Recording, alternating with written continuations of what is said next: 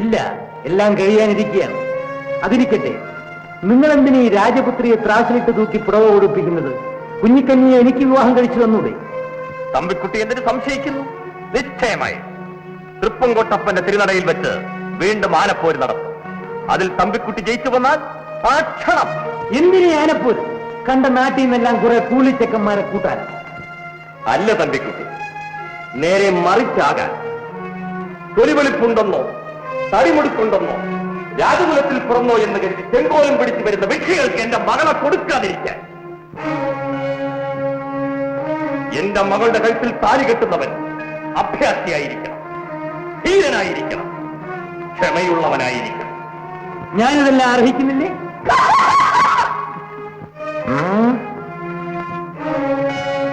ഇരിക്കും, തണ്ണീർ കുടിച്ചിട്ട് പോകാം. വേണ്ട, ഞാൻ ആശിക്കുന്നതെല്ലാം നിങ്ങൾ തിരസ്കരിക്കുകയാണ്. ഞാൻ ഒന്നുകൂടി പറയണം, നമ്മൾ ഒരുമിച്ച് നിൽക്കുന്നത് എനിക്കും നിങ്ങൾക്കും നല്ലതാണ്. ഞാൻ പോകുന്നു. കോണാറെ, ഓർമ്മയിരിക്കട്ടെ.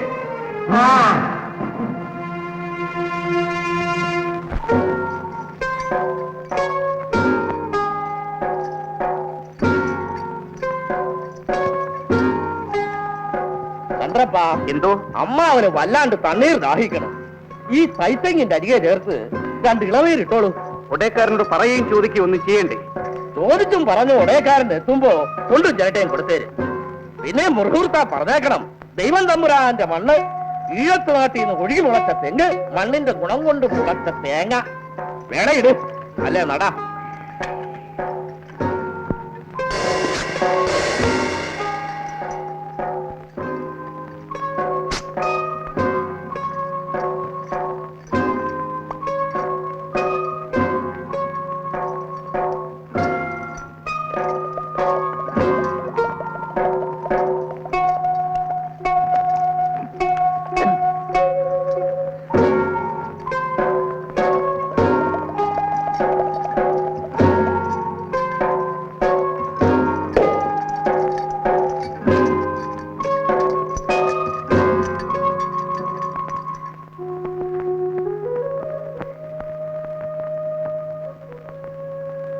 നിങ്ങൾ പോയി അമ്മയോട് ചൊല്ലി, ഇനി ഞങ്ങൾ വെറും കൈയോടെ ആ പടിപ്പുരയിലേക്ക് തിരിച്ചു വരികയില്ലെന്ന്.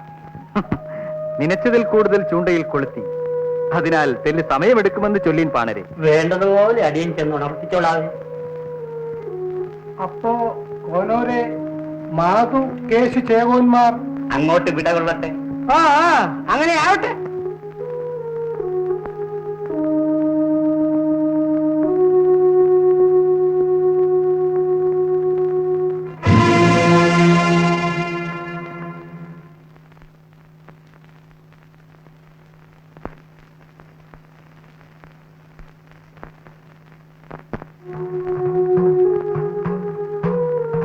ആരാണോ നമസ്കരിക്കാൻ പോകുന്നത്?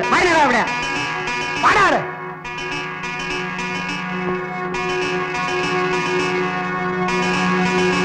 അടിയങ്ങൾ വഴിയാത്രക്കാരാതെ. അല്ല, ആനയും പേടിക്കണം, ആനയുടെ പിണ്ടത്തെയും പേടിക്കണം. അയ്യോ, തല്ലി പൊട്ടിക്കരുത്. അടിയന്റെ വയറ്റിപ്പഴപ്പാണ്, പാടാനുള്ളതാണ്. പാടാനുള്ളതാണ്. എന്നാ അവിടെ ഇരുന്നൊന്ന് പാടാം. ചുറ്റോടു ചുറ്റിനും വെട്ടും നേരം കുരിക കണയിൽ മുറിഞ്ഞു വീണു. മച്ചുനൻ ചന്തു ചതിയൻ ചന്തു മാറ്റച്ചുരിക കൊടുത്തില്ല.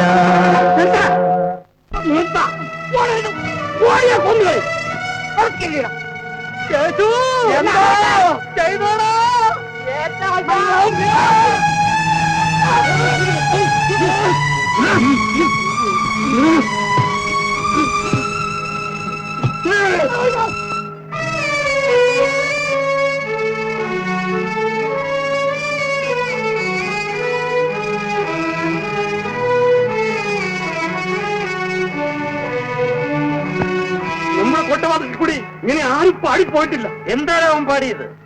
അടിയനത് പറയുവാൻ നാം ആടുന്നില്ല. അടിയന്റെ നാവ് അതിനെ ആടത്തുള്ളേ. ഈ മുറ്റത്തും അടിയൻ അതേ പാടും. എന്നാ പാട്. ഓ, ആണും പെണ്ണുമല്ലാത്ത ചതിയൻ ചന്തു ആരോമൽ മടിയിൽ മയങ്ങുമ്പോൾ കച്ച പൊതിഞ്ഞു വെച്ച മുറിവിന്നിലന്നു കുത്തുവിളക്ക് കൊണ്ടാഞ്ഞു കുത്തി.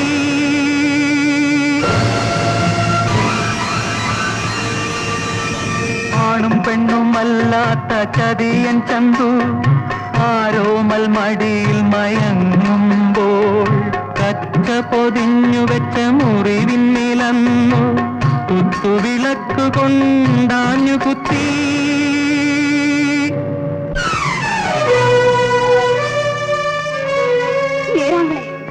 കേളി കേട്ട ഈ തറവാട്ടിൽ പാണിന്റെ ചോര വീണത് മാണിക്കേടാണ്. ആങ്ങളേരെ നിലയ്ക്ക് വേക്കും ചേരാത്തതാണ്. ഇത് നമ്മുടെ അച്ഛനെ കൊന്ന ശത്രുവിനോടുള്ള പകയാണ്. അച്ഛനെ കൊന്ന മാറ്റാനോട് ഊറ്റം കാട്ടിക്കൊള്ളു. പക്ഷേ ഒരു വയറ് കഞ്ഞിക്ക് ഊറുതോറും കൊട്ടിപ്പാടി നടക്കുന്ന ഈ പാണനെ കൊല്ലണമായിരുന്നു. ഈ പാണനെ പറ്റി ഞാൻ മുമ്പേ കേട്ടിരിക്കുന്നു. ആരോമൽ ചേകവർ ഉയരോടെ ഇരുന്നപ്പോഴും ഇപ്പോഴും എപ്പോഴും പുത്തൂരം വീടിനെ പറ്റി, ഉണ്ണിയാർച്ചയെ പറ്റി, അവളുടെ മകനെ പറ്റി വാ തോരാതെ പാടിപ്പുകഴ്ത്തിയ ഈ പാണൻ ചാകണം. വരട്ടെ അവന്റെ ദൈവങ്ങൾക്ക് തുണയുണ്ടെങ്കിൽ ഈ മുറ്റത്ത്. ആങ്ങളെ, നമ്മുടെ അച്ഛൻ അപ്പൂപ്പന്മാരുടെ കാലം മുതൽക്കേ പോരും ചതിയും കുടിപ്പകയും കൊണ്ട് കണ്ണീർ ഒത്തിരി ഒഴിച്ച വീടാണിത്. നീ പോയി ഈ കോലശ്രീ നാട്ടിൽ എന്ത് നടക്കണം എന്ത് നടക്കണ്ട എന്ന് ഈ തമ്പിക്കുട്ടി നിരീക്കും.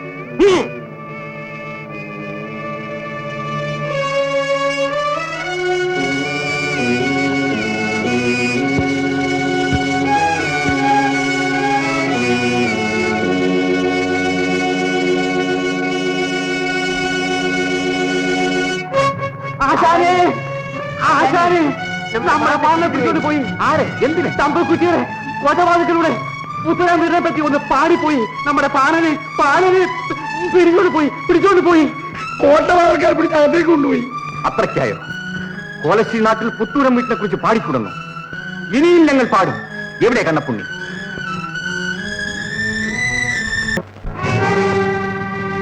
നോക്കണ ആ പാട്ട് പാടിയ നിന്റെ പാണിന്റെ തല.